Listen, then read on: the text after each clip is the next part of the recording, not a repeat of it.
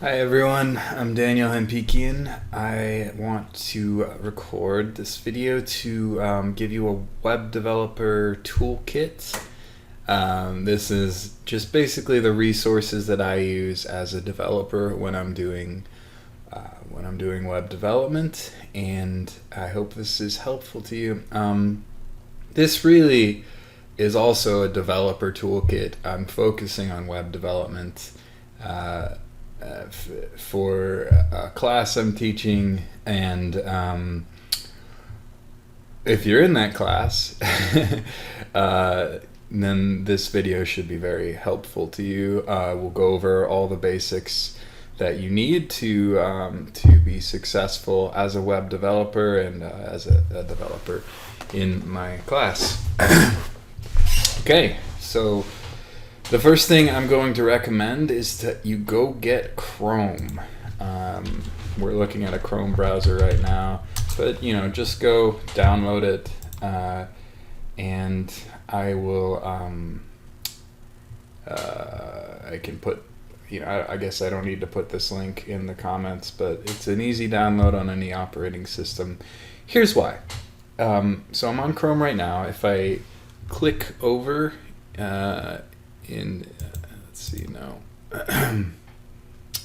If I hit Control Shift I on a PC, and the Mac key I believe in a Mac, we get this really nice, really helpful way of looking at the code and doing a lot of other stuff. This is called Chrome Tools. You can also get here by clicking, by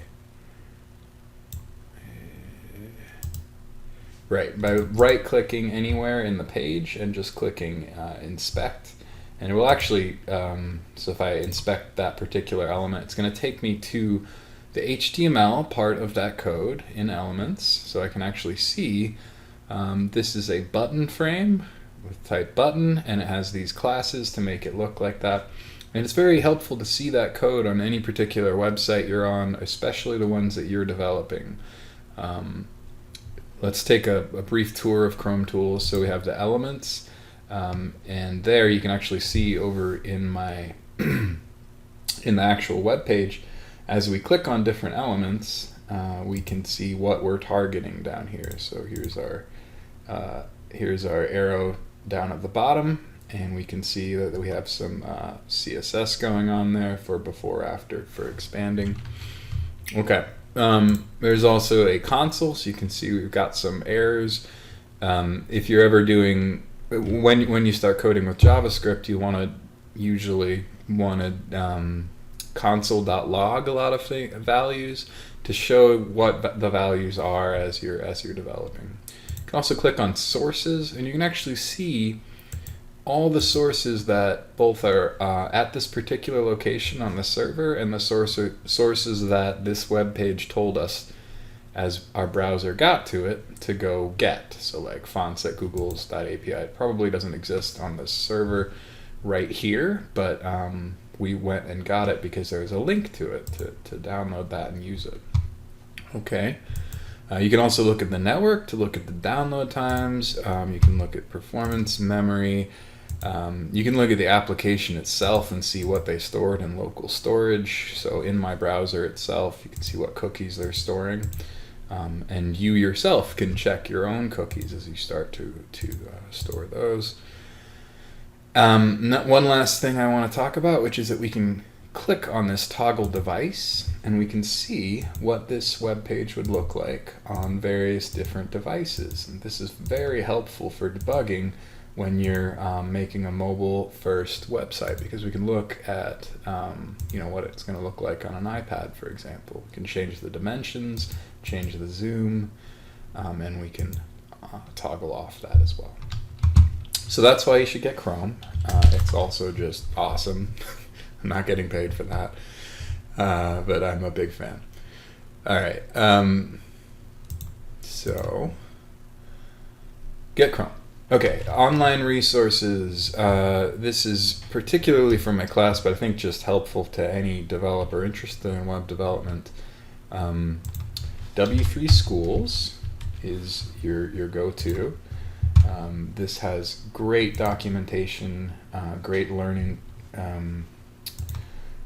learning pathways on CSS. If you're in my class, I will say that if you want to prepare for the quizzes, go ahead and take these quizzes. They will be very strongly related to the quizzes in my class. All right. But you can see they've done a great job. They go over exhaustively just about everything you could want to know about the basics of HTML and JavaScript and CSS and all these things up here, right? Bootstrap. So that's your go-to resource. Another great resource that I'm actually going to require for a class I'm teaching because I think it's just so amazing is Free Code Camp. So let's go to that. And these are just great things to have bookmarked. You can see at Free Code Camp they have these learning pathways that are just amazing. So here is responsive web design certification, and as you click on these, this is what I really like about it. You do the exercises, so say replace the text P inside of blah blah blah with these words. So let's go ahead and do that. And as we do that, paste it in. They have a live compiler that's compiling the code you put into this window over here in this window, so you can actually see what the website would look like, or does look like, right? You run the tests, and then it keeps track of your progress. So this is just a great resource for learning on your own. I think if you're a teacher, it's also a great resource as a teacher. It's basically a interactive textbook, and it's all open source. The tutorials are great. So if I want to know a practical guide to TypeScript, right? This is really cool. How to build a Pokédex. There are just many tutorials that are very high quality and well thought out. So another great resource, and one that I will be actively taking advantage of and using in my own class. Okay. So that's Free Code Camp. The other thing is Stack Overflow. Probably already know about this if you're a developer, but I have a lot of intro students as well. So Stack Overflow is just say, how do you log values in JavaScript? So say I have an asynchronous call, I want to know how to log it, and here, and Stack Overflow is basically just a bunch of really great, constructive open source developers that are, what you'll get from them usually is a solution to your problem and explanation for why that is a solution. And it's very important to read the explanations and not just copy and paste the solution, so that you develop your understanding as a web developer. All right, those are your resources. Let's go and get a editor. So anytime we want to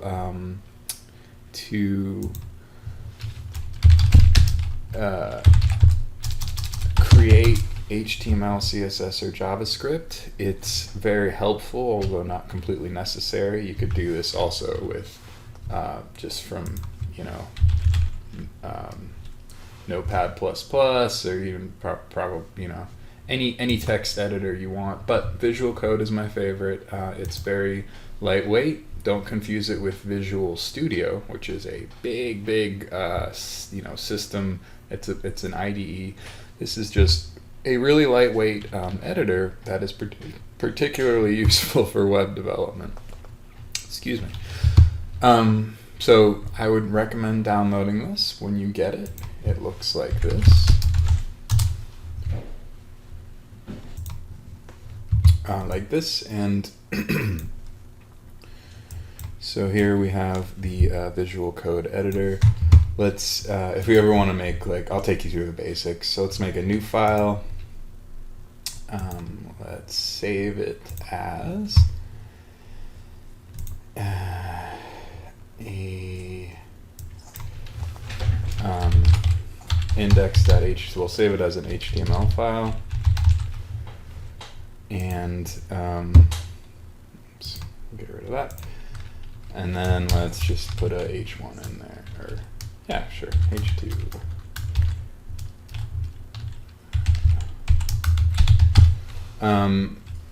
So if we save that, if we want to actually see it as a web page, we can go to its location. There should be an easy way of doing that. Well, you saw where I saved it. Let's just go there. So there's our index.html, and we can just open it up. And this is running, you can see the path is actually on my computer here. So this is not visible from your computer right now, the web page that I just made, but it is a web page. And I will take you through how to make that visible to the world as a web page in just a second. But for now, I just want to draw your attention to Visual Code. This is, you know, if we wanted a CSS file, oops, not open. We would do it the same way. We would do new file and save it as a .css extension. And if we wanted a JavaScript file, we would do this and save it as go.js for JavaScript. Okay, and you can see it's recognizing those file types. It'll provide code completion on all file types. So if I want an ahref equals nope.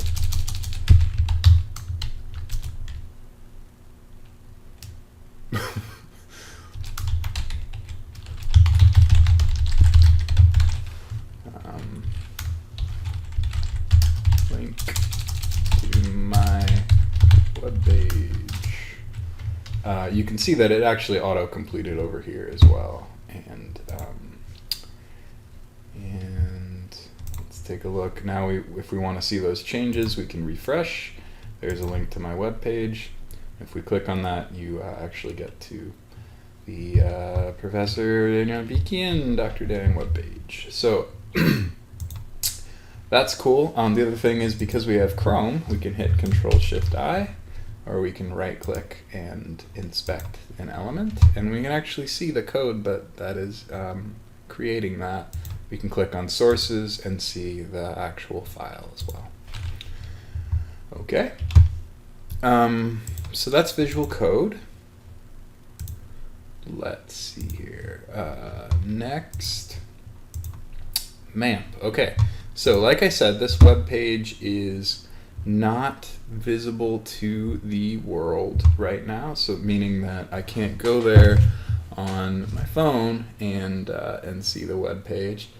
However, we can turn our computer into a server, into a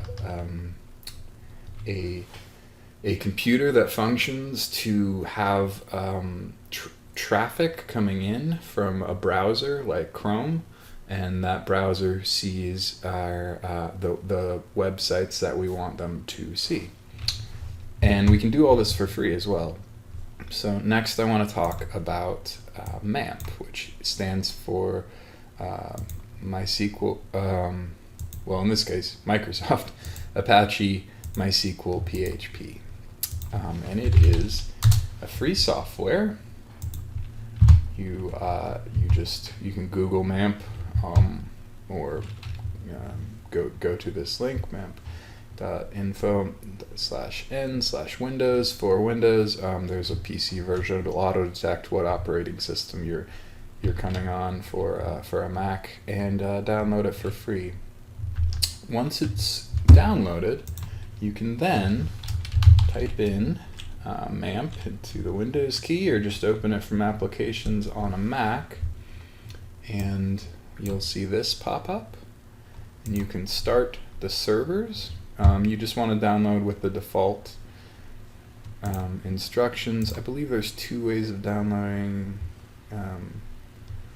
but that's okay. Let's take a look at the, okay, so Apache server started, MySQL server started. We can then open the start page and see that we are in business. Our computer is now functioning as a website.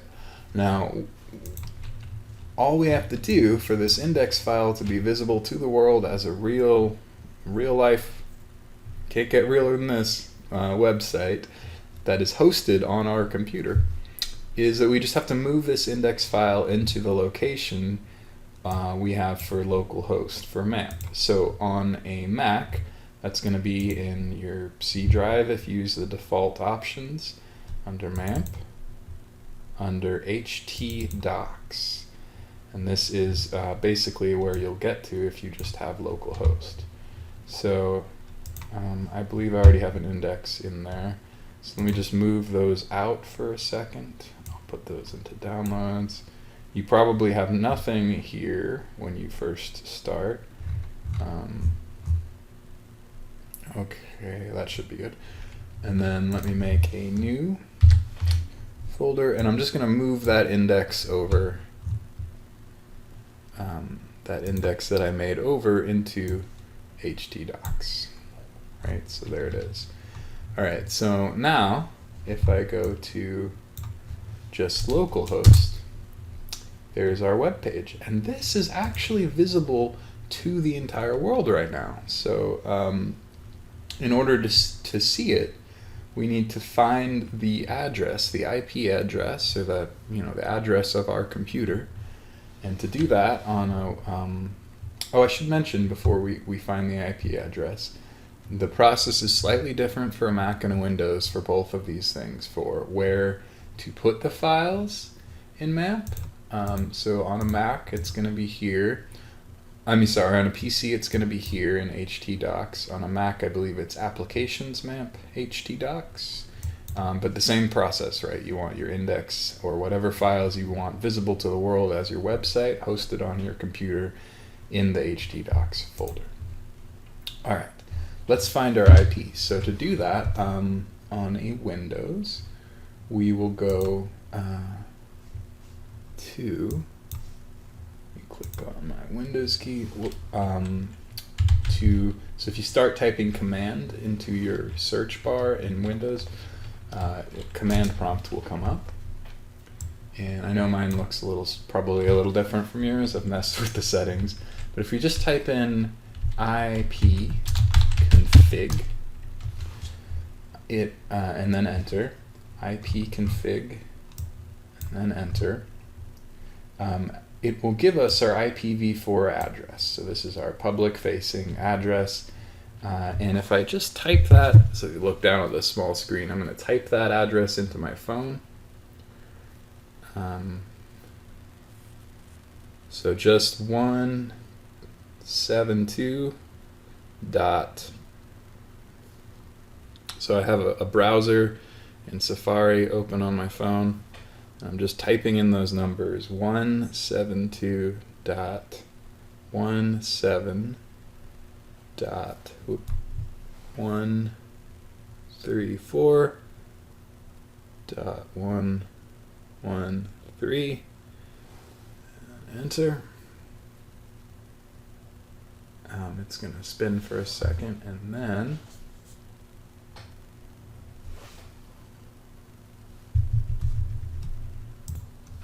sorry, excuse me. It is the first, I forgot I'm on a different connection here.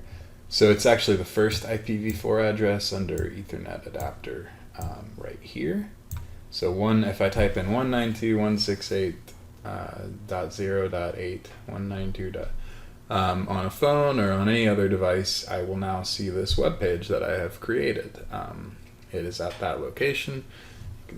I don't know if you can see my phone, but it is there. If I type that into a browser as well, 192, you can see what other people are seeing. And remember, Chrome tools, we can actually just switch to see what it looks like on a phone. I can actually show you. I have a 8, I think, maybe 10, iPhone X. It looks like that on my phone. So, not a very great website, but nevertheless, we have created a real-life website that is visible to the world. Now, let me just say that on a Mac, you're actually going to type, instead of ipconfig, you're going to type ifconfig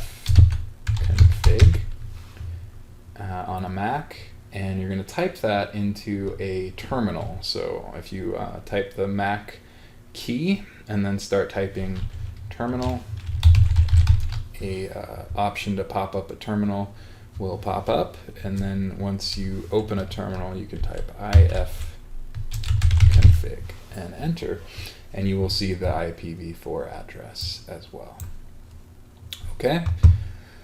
I'm not going to say too much about what this is. Basically, a command prompt or a terminal is a shell, is a way of talking to your computer directly, right? So instead of, it's what happens in the background basically. When I click on things here, I click around in documents. In the background, what's happening is this command, cd, is moving us around, and then a UI, a user interface, is displaying the data that we see. You can see we're in documents right now, so if I change directories to documents and hit ls, I list the things in documents, you can see the same information here talking directly to the computer as you see in the visual UI space. Okay, so that's all I'm doing there. I'm just giving the computer direct commands instead of the program giving it commands and being a go-between, right? So usually you click around and your program gives commands to the computer, and you never see this stuff. But this stuff is happening in the background. All right, enough about that. So that is how to turn your computer into a actual real-life website. And you notice that these are two different locations, right? So this is the file on my computer's location where it is actually being modified as I change things. And this is bouncing out to the internet and then bouncing back to my computer to what this file looks like to a browser, okay? So the same file, two different ways of arriving at it. And this is the way that other people will arrive at your browser. One last thing, we'll talk a little bit more about this later in the video, but you'll notice that my website that I made here does not have a nice name like DanielHempikian.com. It has a number. Well, DanielHempikian.com and Google.com, any website, also has a number. It's just that this is the domain name, the DNS. It's a human readable version of that address that we're going to. And you actually have to buy these domains, and then you point them. You point them at a address, at an IP. So you never really see the IP, but they are in fact all numbers to computers. Computers speak two numbers, a language of two numbers, binary, and those. And you'll notice even that the numbers here are not a 0 or a 1, right? So these are not yet computer language, the dots and the 0 and the 1, right? These are just representations of numbers that get represented in binary to a computer. But anyway, we'll talk more about that later. Getting too deep into the into the theory. Next up is version control. This is very important. So version control is a way of managing and maintaining the code for your website in a place that is not just on your computer. So if something happens to your computer, it still exists somewhere else, right? It exists in an online, what we call a repo or a storage. Why might you want version control? Well, if we go to So here's what it actually looks like. We have a version history. We can see the version history of this document in Google Docs. Version control is the same kind of thing, right? So you can see all the changes I made, and even cooler, we can wind back to those changes if I want to reinstate a previous version. So this really helps if you've ever made a very long Word document or something, or Google document. Sometimes, well, what used to happen anyway was you would save like many versions of the file, and it became very messy and hard to find what version you currently want to be working on. Version control helps with that because you just have one version of the file, and then you can go back to any changes that you made at any particular date. Version control also helps because I might want more people helping me with my code. And for all these purposes, teamwork, collaboration, and maintaining code over time, version control is awesome, and you should always use it. So the first thing you need to get for version control is Git, G-I-T. So git-scm.com is where you want to go. And you want to download that for Windows or for Mac or whatever operating system you're using. I'm assuming you're not using Linux, but maybe you are. I don't know. And once you've downloaded that, just use all the default options. We'll need a place to put our code. So GitHub is my favorite place to store code online. And here's how it works, right? We create a repo, so we create a place to store our code by clicking on New. And I'm actually going to show you the way of creating. So first of all, wait, I should back up. You probably don't have, if you're just coming into web development, a GitHub account. So you'll need to get a GitHub account. Let me see if I can do that actually let me log out and log in as a new person here. So my normal account is DanielMPekin@gmail. Let's try my university account. So I can take you through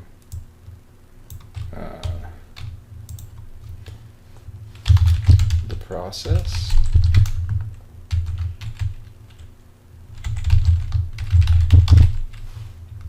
Cool, okay. So we sign up, we'll verify our account. What? This is new. Okay. I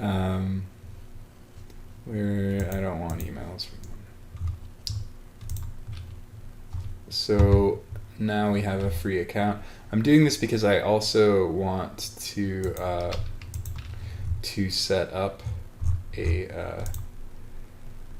I want to set up a website on GitHub Pages in just a second. And what that's going to be is it'll both be a place where you save all your code online, save versions of your code online, and it'll also be a real name and a real website online through GitHub that you can go to with GitHub Pages. So this is just a great resource for web development. So let me go ahead and confirm that account real quick.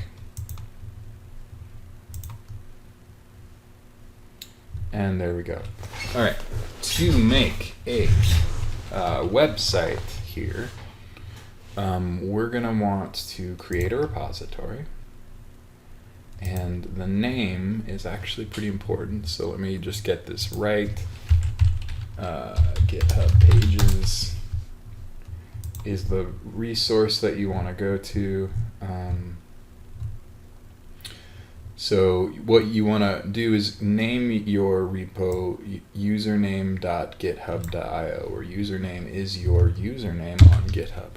So for me, for this new account, my username is, let's go, so you can make a new repository also by clicking up here and creating a new repository. This is my username, so I'm going to paste that value in, and instead of username, we're going to do Daniel Hampikian 2 at github.io. Description's optional. We want to make this public. We don't need a README. And let's create a repository. All right, so now we have an empty repository. One thing you can do to navigate GitHub is you can get the GitHub Desktop app. This is kind of another convenient way of navigating, of checking in code, and you can just download that with the default options for Windows or Mac. GitHub Desktop is different than Git, so you want to go ahead and get the git.scm thing first, and then get GitHub Desktop. I already have that installed, so what I'm going to do is pull this, clone this repository. So if I click on it, and I go to, we can do quick setup in desktop or the H2. Let's click on the desktop and just assume, oh no, we can't do that, okay. I think my security settings are going to force me to do this. Well, this is a better way anyway. So you see this HTTPS? We're just going to copy that. You can click over here, or you can Control-C and copy that. Now, since we have Git installed, I can click down in Windows. On a Mac, you'll already, you start up a terminal in Windows. Instead of a command prompt, I'm going to start typing Git. And you'll see that we have a Git bash. This is a shell where I can talk directly to Git. So it looks like that. To see where I am, I can type in pwd enter, and that's where I currently am at. I'm in users Daniel Hampikian. So I'm going to change directories to documents. And as you can see in my documents, we do not have, currently, we do not have a web page, a GitHub web page. So I'm going to type now git. Let me see if I can make this a little bigger. Options, text, font, 16, apply, okay. There we go. Git space clone space, and then I'm going to right click or hit shift insert and paste in that URL and hit enter. So it is cloning that repo. Now if I hit ls, I can list the directories here, and you can see right here we have this Daniel Hampikian repo. We can see this visually over in documents. If we refresh this, we now have danielhampikian.github.io. So I'm going to now drag that index file. Actually, let's leave it in MAMP. Let's copy it. Copy. And we'll paste it in here. Paste. And now if we hit ls, we can change directories to cd Daniel Hampikian at github.io ls. There's our index.html now. And so this code now, we have a link basically at this point to this repo, which has nothing in it. But now we can, if somebody else puts something in it or changes something in it, we can pull that change, and we can also push changes to this repo right here from the command line. So here's the process for that. First we can hit git status, and that's telling me, hey look, somebody added this new file index.html. Do you want to add it? So in other words, you want to check it in this point in history as a change. And it's telling us if you type git space add, and and then we can type index.html, or I like to just type star wildcard, which just means add everything. So git add everything. Now if we type git status, we see that new file is added. We can remove it with git remove, but let's not do that. Instead, let's git commit, C-O-M-M-I-T, and then -m, because we need to provide a commit message, added index. And then end your quotations. So git commit -m, start quotations, added index, end quotations, and enter. And now, if we hit git status, you can see that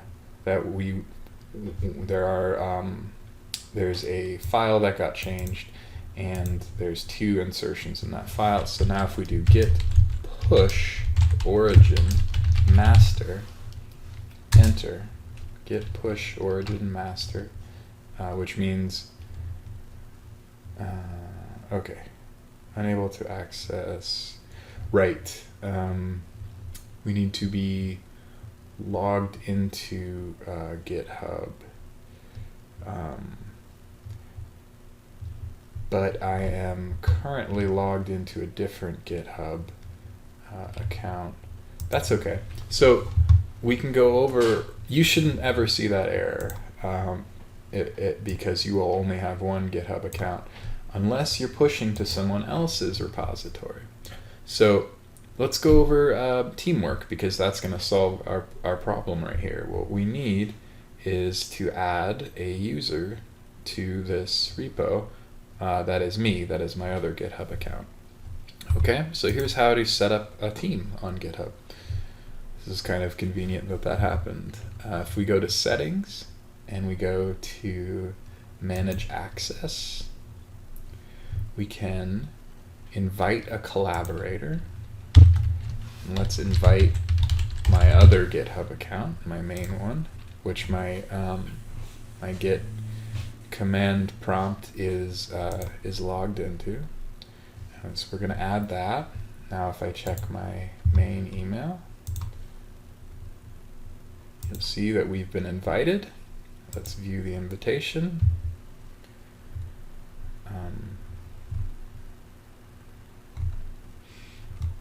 And we will need to switch. So let's, I'm going to log out and log in as me, as my other account, and hopefully this will work smoothly. Oops, sign in. There we go. So we should see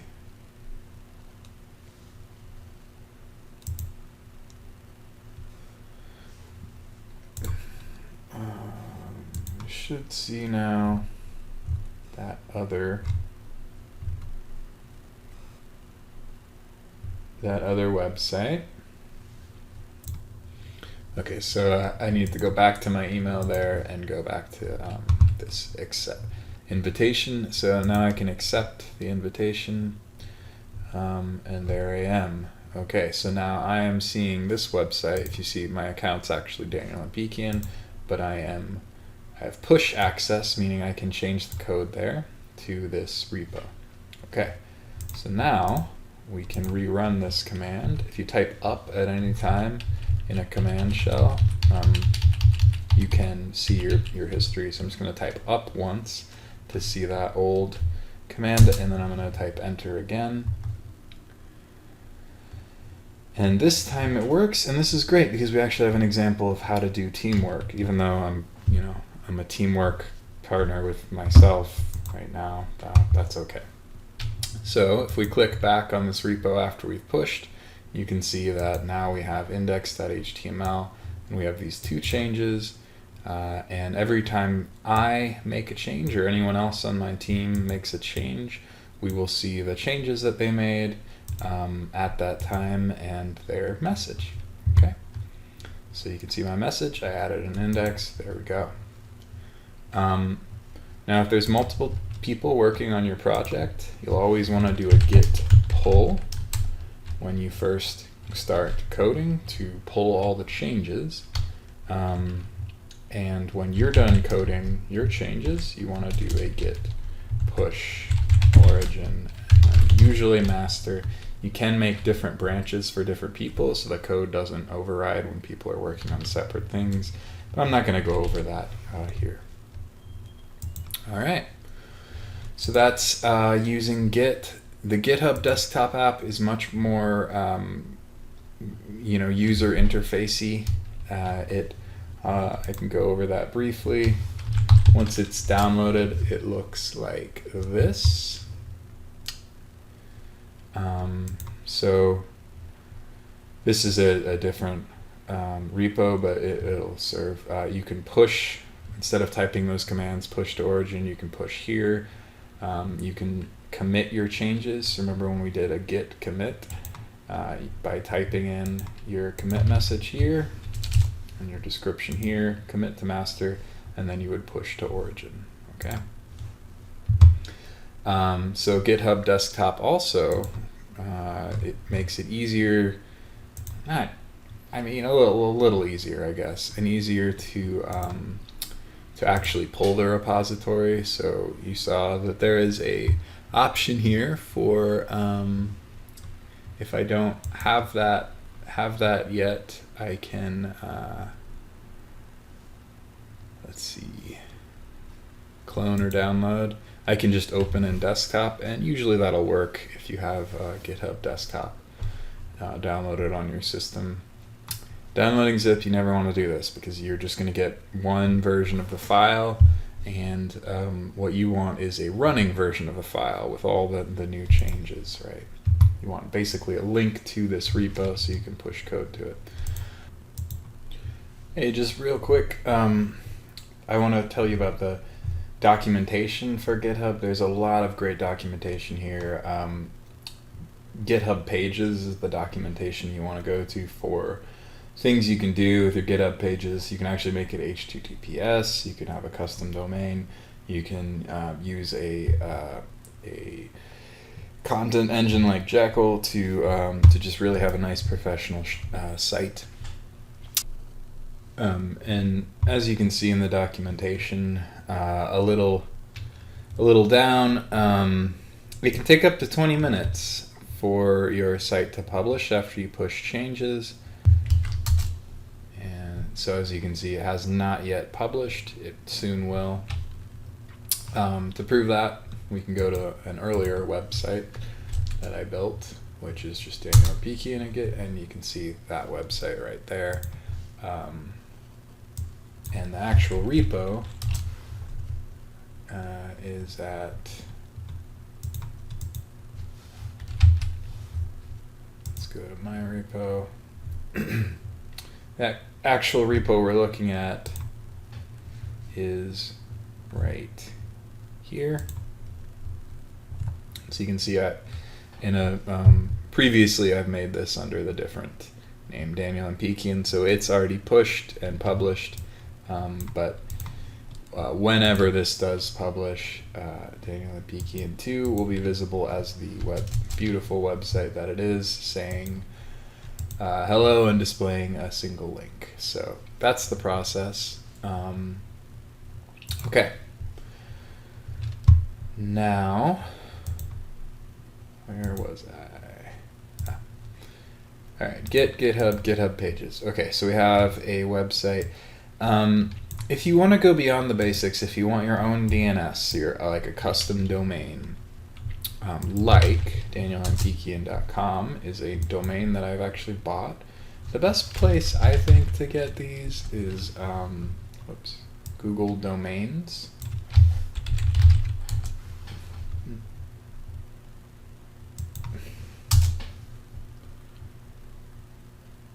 Oh, for goodness sakes, come on.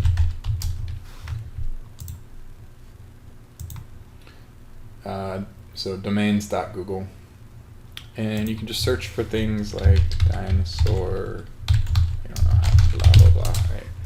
See if that website's taken, and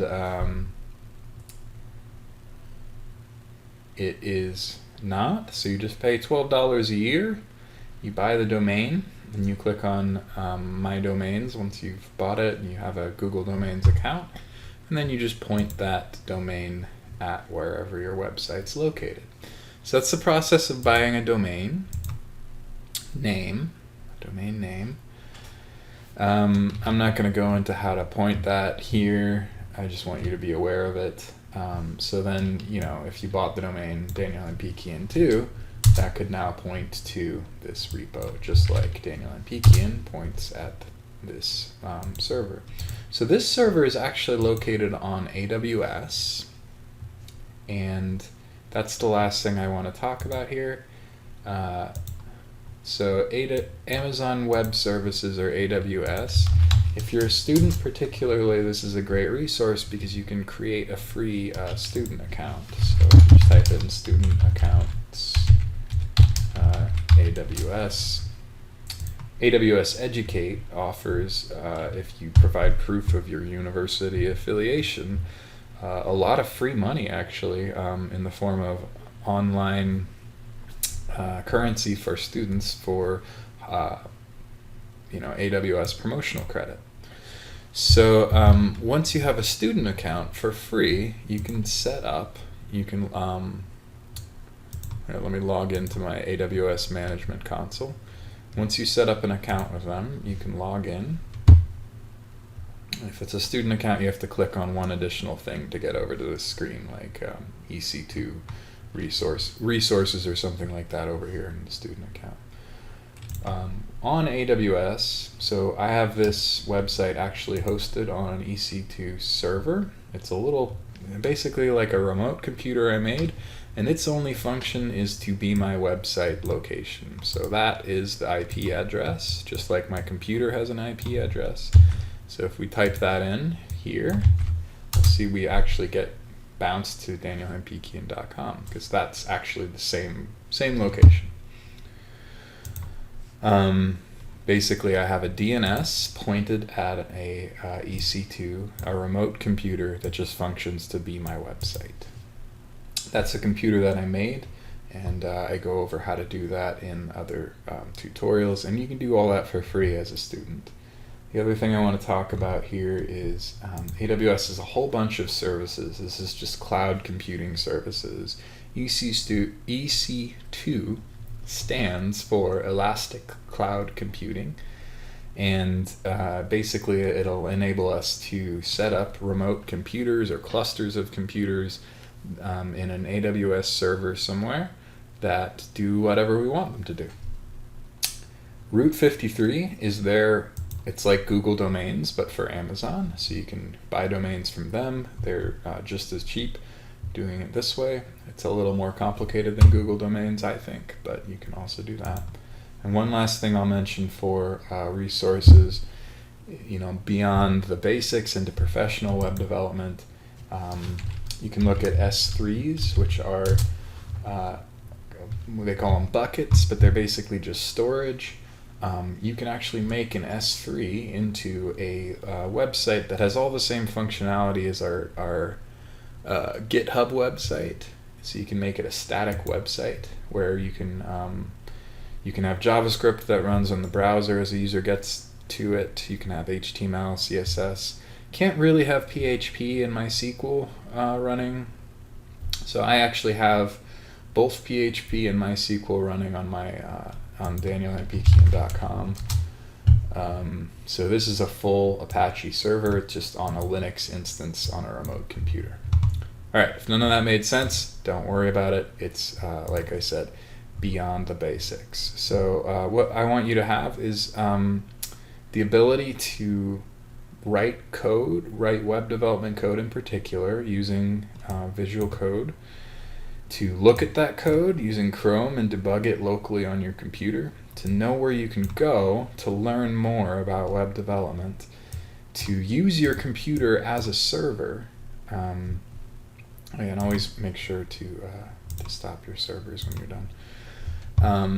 To have a online repo for version control, or online storage for your code so it doesn't get lost or corrupted or anything. to use Git just from the command line, to use GitHub to store the actual code, and to have a GitHub Pages account. And then I want you to know like where to go beyond this. And the two places I recommend starting are with setting up a domain name for your website. Paying a little money, $12 a year, not bad. If the website name is taken, you may want to just get creative about it or pay a little more money. And AWS for hosting your website instead of on GitHub Pages or on your own computer, on a remote computer that handles a lot of stuff for you. Okay, let's see, moment of truth. Did I actually get Daniel Henrikian 2. Whoops. Let's see if we actually got that website up and running. Fingers crossed. Okay, and moment of truth. We can now see at github.pages.io our published website. And every time we make a change now to that website, and by the way, you can make changes directly through GitHub too. I don't recommend doing this, but we can just click on it. We can then edit it, and let's add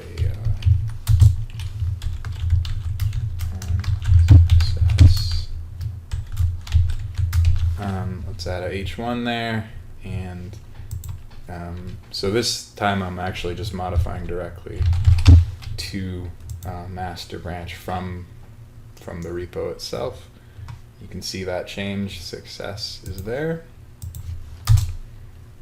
And once again, it's not publishing right away, right?